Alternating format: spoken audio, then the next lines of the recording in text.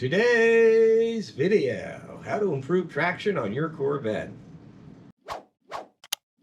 Hello, I'm Eugene Torto. This is ET Garage, and today's video is going to be about how you can improve traction on your Corvette by changing brackets on the rear suspension. This will apply to C4 Corvettes, but it also applies to C3 and C2. They just use a different design bracket. I'm going to move the camera around and show you the difference in brackets.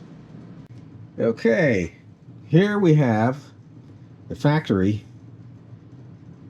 rear lower control rod. I think that's the factory service manual actually refers to it as a spindle rod, but basically it's a lower control rod. I'll go into more of that in a little bit, but this is the factory bracket, and this is for the right hand. These will be marked right hand and left hand, by the way, if you ever take them apart and you're not sure which side goes which. But basically they are adjusted. You adjust your camber by turning this camber nut, and it moves the rod in and out this way. This bracket on the C4s bolt to the rear of the differential. C3s and C2s will be similar, except they'll be, these two brackets will be all one piece. And that's basically, I don't have one of those brackets. If I can, I'll try and put a picture of them up here. But if you look, this is an aftermarket bracket, and if you look, this bolt is lower than this, and it doesn't go in and out. Hopefully you guys can see that good. Instead, let's see if I can turn this. It'll go, might have to get a wrench. There we go. It'll go up and down. And I'll take the brackets apart and show you better, because it'll probably be better to show you. And you have to use this because it doesn't go back and forth like this, so you can't adjust the camber. You can only adjust the relationship between this and the center line of your upper half shaft. I'll go into more of that. So you need to have what they call a smart strut. Smart strut allows you to adjust the camber like you would with a tie rod. And you just loosen these lock nuts and turn this, and you know, it'll go in and out whichever way you need to adjust it. To understand what it does and how it improves your traction, I'll move this. What it does, it changes the relationship between the angle of this rod and your half shaft. Your half shaft is actually your upper control arm, and it's really important. That's that. If you ever take your differential apart on a C4 Corvette or the other C2s and C3s, this axle is held in by a clip that's also a shim. Make sure that that clip is properly seated, because if this pops out, the axle will go like this, and your suspension will be flopping over, back and over like this as it goes in and out. Something you don't want. By changing the relationship of this angle, as your wheel travels up and down, it doesn't keep a perfect 90 degree to the ground. Let's see if I can get a better view. So, to say this, my hand is your wheel. As it goes through the up and down motion, it's going to change a little bit. By adjusting this further down, it helps keep closer to zero camber change as it goes up and down, and that keeps better the wheel in better contact with the ground. And I notice a big difference coming out of turns with this bracket, and it's set further to its lowest point. Now, the way I understand it, the earlier C4 Corvettes, the bracket was shorter, and then over time they lengthened them, so it doesn't make as big a change like on my 90 as it would say an 84, or the earlier suspensions, probably pre-88 I think it might be, where they made a bunch of suspension change, 88, 89. So something to keep in mind. So the earlier C4 Corvette, the bigger the change. How much of a change it makes on the C3s and C2s, I don't know. If anyone uses them, let me know. But let me take these brackets apart, and I'll show you, give you a better idea of the differences. All right, here's the factory bracket, and here's the aftermarket bracket. This one, particular one, is made by Doug Rippey Motorsport, DRM. I'll try and leave links in the description box.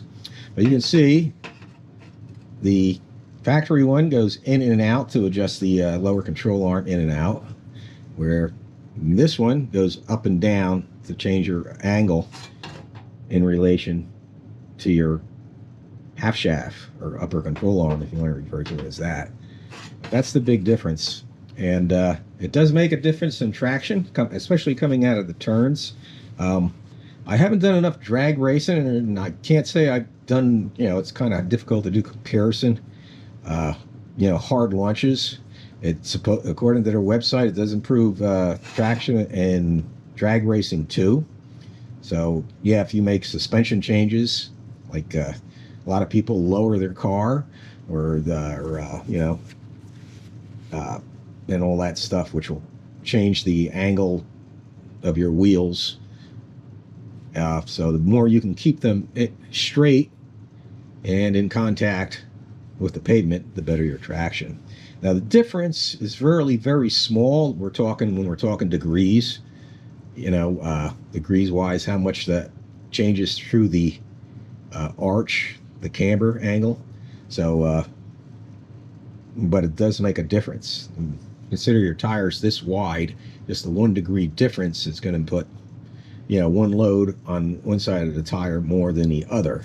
It's not going to leave the ground, if or anything like that. It's just going to have more rubber on one side of the tire pushed harder, and you're not getting that full contact patch, full grip.